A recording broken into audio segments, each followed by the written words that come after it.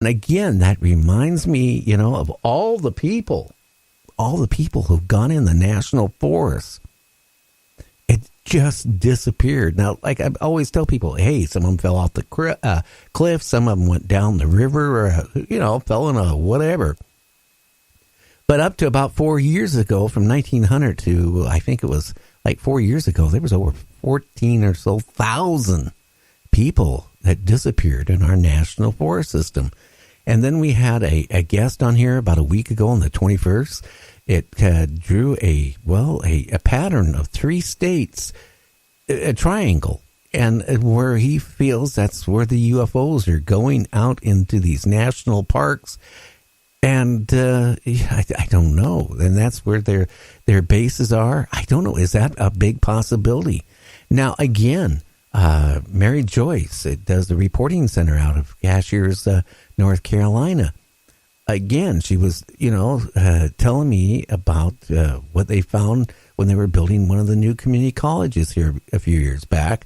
They found skeletons of humanoids that were about 6 inches in length.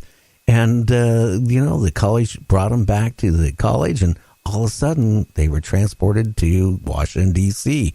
Why? It's again with giants and stuff. When they find the remains of the giants, all of a sudden their remains totally disappeared. It makes you wonder, are they trying to keep this from us? It makes me wonder, everything like I said, we learned when we went to school. You can throw it all out. I mean, are there Bigfoot? Or are they not? Are they a species? Or are they aliens that use our brain as something, knowing what we would be scared of? Because everybody, knows what Bigfoot is, or he pretty much would know from stories and movies and all this stuff. Abducting people in the past, they read their brains, right? Things that people might be scared of and shapeshift. So maybe they shapeshift into a creature that they know that we wouldn't want to encounter. So if you see an alien, they're going to, maybe shapeshift themselves into a creature that we are terrified of to get us away from that area. I don't know. But Samantha, Ellen, Ritchie, I just want to thank you so much for being on the show. Again, do little people exist? I think I can't rule it out. When I did go into the national parks, I never looked for anything small. I didn't look for Bigfoot either. The only thing I was kind of worried about was bears and cougars. But I think there's a lot of things out in this world we don't know. And I think there is a whole bunch of things out there, agencies that debunk whatever there is. Now, again, to the person that's going to be coming on my show here shortly in the next couple of weeks, it told me that he wants to get a group of his friends together and go hunting for a Bigfoot. And they want to kill it to show proof that a Bigfoot exists. I don't think that's a great idea. I wouldn't want to kill something like that. I couldn't even kill a deer, but to be honest with you. But the idea of killing something that is that advanced and humanoid, I think that's the wrong approach, and that's what I told him. I even think back years ago, Art Bell had somebody on, if I remember right, that claimed they went out and they were out hunting and stuff, and they ran into a Bigfoot and its mate, and they killed it and buried him. I don't know if that was true or if it's not true, but, why would you want to kill something like that? Just to show it exists. Take cameras with you, do all that stuff. And again, when these people go out, like there was a TV show, hunting Bigfoot, they get a group of 13, 14 people with the cameras and the sound man, and they're out trekking around looking for Bigfoot, right? Well, the Bigfoot's going to hear them long before they get near him, and they're not going to find one. Come on. It was this drama to, make money, go out and look for a Bigfoot. You don't find a Bigfoot looking for one. I hate to say that.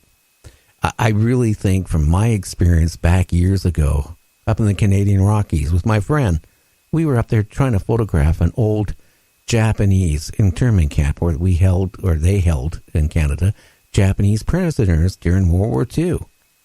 And we were out there trekking around and we saw something.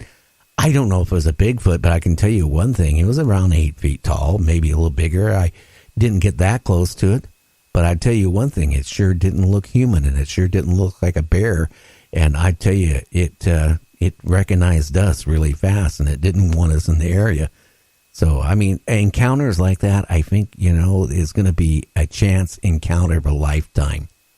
So, I don't know. I think if you're going to go out there and look for Bigfoot, I just don't think you're going to find it. And then Michael Hall, one of his guys in the group, that was up in the mountains on the old logging road. All of a sudden rocks was being tossed at him and all that stuff. And then he decided, hey, after a while, he's going to turn around. Now, I don't think a bear is going to throw rocks at the guy. And I'm talking big rocks going across the road. I don't think a bear is going to do it. And I don't think a coyote is going to do it or a cougar is going to do it. But I do think maybe a Bigfoot maybe could have been doing it and trying to scare him away, and it did a good job. Anyway, I'm out for today. Well, I'll be back on Monday, but, we're going to be talking, I guess, next week a lot about UFOs again.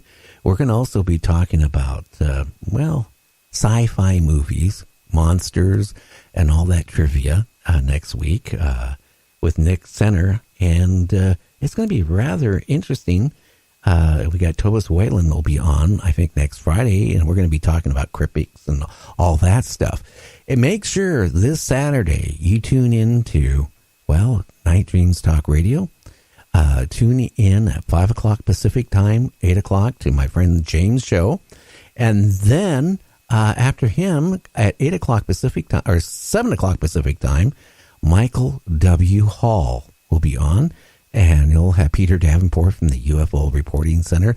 They're going to talk a little bit more about what happened with the UFO encounter and some strange things that happened on Mount Adams this Saturday. And then at, stroke at midnight, we have Eric Cooper, the S4 radio, is now going to be on our network. They'll be on Sunday mornings from 12 a.m. to 2 a.m., and then we got a great show coming up on Sunday, and this guy is really cool.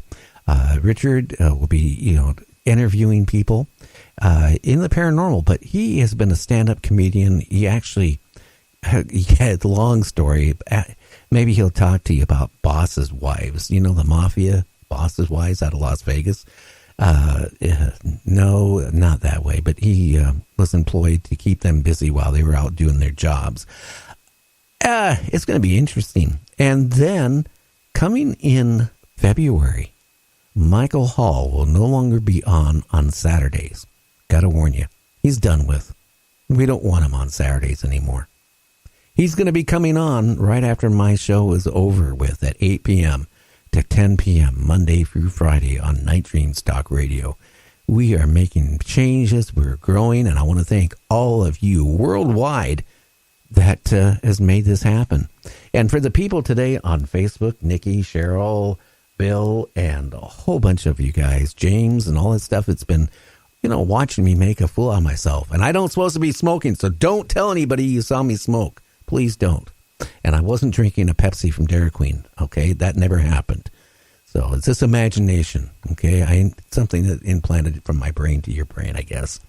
So we're going to jump out of here. We'll catch you Monday. And again, make sure you listen to our network, Night Dreams Talk Radio Network, this weekend. So with that in mind, have a great weekend.